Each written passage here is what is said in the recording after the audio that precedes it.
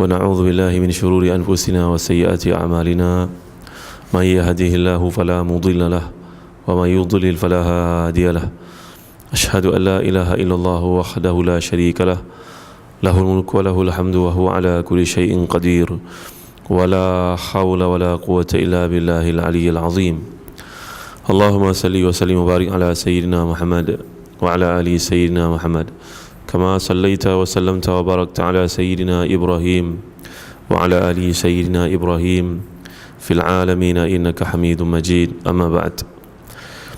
Firman Allah Subhanahu wa taala dalam ayat ke-34 daripada surah Al-Baqarah, A'udzu billahi minasyaitonir rajim. Wa idh qulna lil malaikati isjudu li adama fasajadu illa iblis aba wastakbara wa kana minal kafirin. Sadaqallahul azim. Dan ketika kami berfirman kepada para malaikat, sujudlah kamu kepada Adam, maka sujudlah semua mereka kecuali iblis. Enggan dia dan dia menyombong, kerana itulah dia dari golongan makhluk yang kafir. Tuan-tuan dan puan yang dirahmati dan dikasihi Allah sekalian, jadi dalam kuliah lalu kita telah bincangkan kemuliaan manusia, kedudukan manusia yang begitu ditinggikan oleh Allah Subhanahu wa taala, dan ini lebih jelas lagi disebut sebagai contoh dalam surah Al-Isra ayat ke-70, iaitulah firman-Nya, a'udzubillahi minasyaitonir rajim, walaqad karramna bani adam wa hamalnahum fil barri wal bahr wa razaqnahum minat thayyibat wa faddalnahum ala katsirin mimman khalaqna tafdila. Sungguhnya kami telah memuliakan anak-anak Adam, dan kami bagi mereka ni kemudahan untuk menggunakan lautan dan juga daratan. Kami muliakan mereka ni kami beri kepada mereka ni makanan-makanan, dan kami beri kepada mereka ni kemuliaan mengatasi makhluk-makhluk yang lain yang kami ciptakan. Jadi terang di sini jelas menunjukkan bahawa seseorang manusia mampu menduduki tempat yang lebih mulia daripada malaikat. Justru dalam ayat yang ke-34 ni Allah SWT telah firmankan kepada malaikat untuk sujud kepada manusia. Sujud ni dibincangkan oleh para ulama panjang lebar. Macam mana dekat sujud dalam sembahyang macam kita lakukan, meletakkan 7 anggota di atas bumi itu, dahi, kedua tangan, dua lutut, dan juga sebahagian daripada jari-jari kaki. Apakah begitu? Ia tidak jelas. Mangkali sujud dimaksudkan di sini adalah sujud penghormatan, ataupun sujud yang menampakkan kemuliaan Adam ini di sisi makhluk-makhluk yang lain. Begitu juga kita akan jumpa dalam surah Yusuf, bila Nabi Yusuf telah pun ditemui oleh ayahnya Nabi Yaqub yang sebelum itu buta, menangis kehilangan beliau, baginda. Kemudian dengan anak-anaknya yang 10 orang itu datang bertemu dengan Nabi Yusuf. Lalu Allah gambarkan, fakharu lahu sujada, maka semua sekali sujud kepada Nabi Yusuf. Pelbagai pentafsiran para ulama terhadap maksud sujud. Apakah sujud dibenarkan kepada seseorang yang dimuliakan oleh Allah walaupun manusia sebelum Islam? Itu soalannya. Sebagian mengatakan betul, ya, memang sebelum Islam memang dibenarkan sujud. Cuma dengan datangnya Islam, maka bila para sahabat pulang dari melihat Maharaja Rom yang rakyat mereka sujud kepadanya, maka mereka membalik. Seperti contohnya Muaz bin Jabal melihat Nabi, dia pun nak sujud. Lalu Nabi SAW telah pun bersabda, haram sujud. Kalaulah sujud itu dibenarkan, maka tentulah aku akan menyuruh seseorang wanita untuk sujud kepada suaminya, memandangkan kepada kemuliaan kedudukan suami itu di sisi Allah SWT dan besarnya tanggungjawab seorang suami. Baik, jadi dalam Islam maknanya sujud satu benda yang diharamkan satu sama lain. Bagaimana pula kalau kita orang Melayu menyembah pada raja, mengangkat kedua tangan? Kebanyakan para ulama mengatakan ia makruh hukumnya, tidak haram, makruh. Kerana sesama manusia ni tak sepatutnya ada kemuliaan-kemuliaan yang macam tu. Tidaklah haram, makruh hukumnya menunduk, menyembah. Tapi kalau kita rokok padanya, hukumnya haram. Jadi ini yang difatwakan oleh para ulama. Ada saya sebut hukum ni dalam majalah Al-Ustaz, kalau kita membincangkan tentang persoalan sujud para malaikat kepada Nabi Allah Adam ini. Jadi pandangan pertama mengatakan syariat ini syariat orang sebelum kita dan tidak lagi kekal pada syariat Nabi Muhammad sallallahu alaihi wasallam. Pandangan kedua mengatakan tidak, sujud ini bukan bererti meletakkan dahi di atas tanah ataupun di atas lantai macam kita lakukan dalam salat. Ia cuma satu bentuk penghormatan.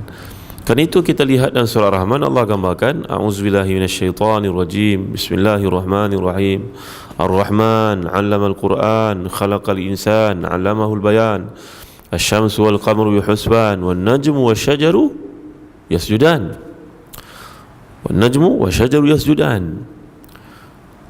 Jadi sama ada diterjemahkan sebagai bintang ataupun pokok yang sifat dia menjala dengan pokok yang berbatang tegap, kuat, berbatang keras, itu sujud kepada Allah SWT. Jadi tentulah sujud makhluk ni tak sama macam sujud kita. Jadi dia merujuk pada penghormatan. Itu pandangan yang kedua. Yang menariknya tuan-tuan yang dirahmati dan dikasihi Allah sekalian, ini dalam bandingan dikemukakan untuk mudah faham. Kalaulah kita ni menaiki kereta sampai kat traffic light merah, kenapa kena berhenti kan? Berhenti betul. Tiba-tiba pada hari tu ada polis suruh jalan. Walaupun merah kita jalan. Kenapa? Kerana yang dipertanggungjawabkan menjaga undang-undang itu membenarkan kita menyalahinya. Logik tak? Jadi kalau kita nak ikut undang-undang, tiba-tiba yang menjaga undang-undang kata jalan merah, kita jalan. Maka ini juga satu perumpamaan yang menarik bagi memudahkan kita faham bahawasanya sujud yang, kalau sujud macam kita sujud dalam salat pun boleh, sujud dengan kemuliaan pun boleh, kerana ini adalah perintah daripada pemilik syarak, pemilik undang-undang itu, iaitu Allah SWT. Dia mampu memberikan atau mampu tidak memberikan. Jadi inilah pandangan para ulama dalam mentafsirkan perkataan sujud para malaikat kepada Nabi Adam. Baik, selesai masalah pertama. Masalah kedua, fasajadu illa iblis aba wastakbara wa kana minal kafirin. Maka semua sujud melainkan iblis. Dia ini bersifat takabbur, maka dia memang dari kalangan yang kafir kepada Allah SWT. Maka dibincangkan lagi dalam ayat ini, menunjukkan kepada kita bahawa para malaikat semuanya sujud melainkan iblis. Adakah iblis itu sebahagian daripada malaikat? Ini soalannya. Adakah iblis itu sebahagian malaikat macam kita gambarkan? Semua orang datang ke tempat ini melainkan Ahmad saja tak datang. Jadi semua AJK datang melainkan seorang. Contohnya, jadi dalam bahasa Arab ini dipanggil sebagai istisna. Istisna ni makna pengecualian. Tentulah yang dikecualikan itu iaitu fulan bin fulan yang tak datang, dia juga sebahagian daripada manusia. Faham kan? Takkanlah kita nak kata semua orang datang melainkan kambing saja tak datang. Kambing terkeluar daripada jenis manusia. Saya melihat tak ada siapa pun dekat sekolah melainkan kerusi dan meja saja. Ada tak ayat ini digunakan? Ada kan? Jadi dalam pertimbangan ilmu bahasa Arab, tidaklah semestinya yang dikecualikan itu sebahagian daripada yang disebut sebelumnya. Macam kita gambarkanlah, saya pergi ceramah ke tuan-tuan, tak ada seorang pun datang, tiang je yang ada. Kita nak menceritakan orang tak menghormati lah kan? Jadi mungkin berlaku dalam mana-mana bahasa di dunia pengecualian yang bersifat demikian. Susahnya cakap dengan manusia, cakap dengan kambing lagi baik. Contoh kan? Jadi kadang-kadang manusia dikaitkan dengan yang lain daripada manusia. Jadi demikian juga dalam ayat Allah, dan tambahan pula dalam surah Al-Kahfi, Allah SWT menggambarkan tentang kana minal jinni fafassaqa an amri rabbi afatattakhizunahu wa dhurriyyatahu awliya'a min duni wa hum lakum adu bi'sa lidh-dhalimin badala. Bahawa sungguhnya syaitan itu daripada kalangan jin, iblis itu dari kalangan jin. Cuma macam mana pula dia boleh duduk dalam konteks ayat ini yang mana di syurga Allah ciptakan? Nah, gambaran para ulama, sebelum adanya Adam, sebelum adanya khalifah, maka semua mereka berada di syurga, kecualilah jin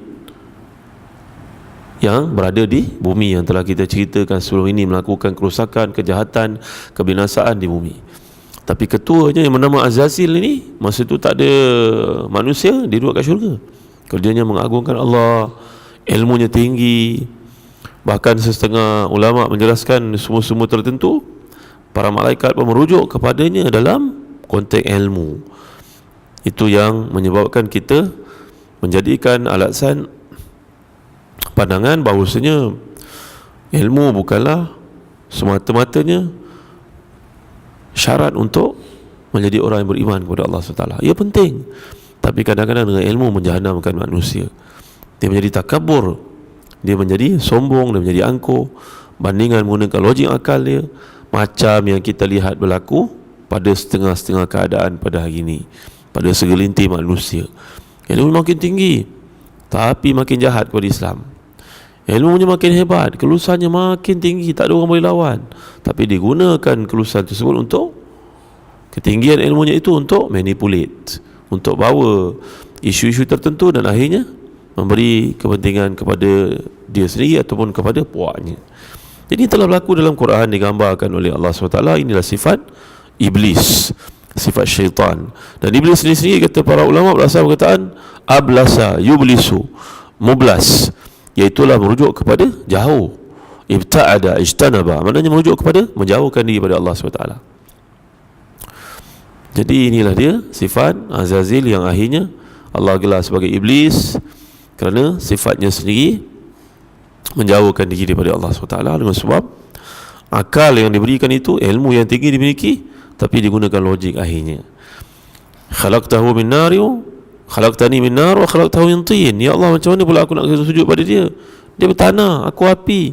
Ini dalam gambaran ayat yang lain. Jadi tuan-tuan yang dirahmati dan dikasihi Allah sekalian, kita telah menyelesaikan dua perkara yang kadang-kadang ditanya oleh orang, itu masalah sujud dan masalah syaitan ni daripada kalangan apa, jin ni daripada kalangan apa, iblis ni daripada kalangan malaikat ke. Yang nampaknya dalam ayat ini dan pandukan kepada ayat yang lain. Itu sebab Quran kita kena baca menyeluruh, tak boleh baca satu betul kita tafsirkan, maka akan berlakulah kesilapan. Dia perlu kepada ayat-ayat lain menyokongnya. Kesalingan yang ada di antara ayat-ayat Quran ni yang perlu kita telaah, kita teliti. Wallahu alam, sallallahu ala sayyidina Muhammad wa ala alihi wa sahbihi wa baraka wasallam. Alhamdulillahirabbil alamin. Assalamualaikum warahmatullahi wabarakatuh.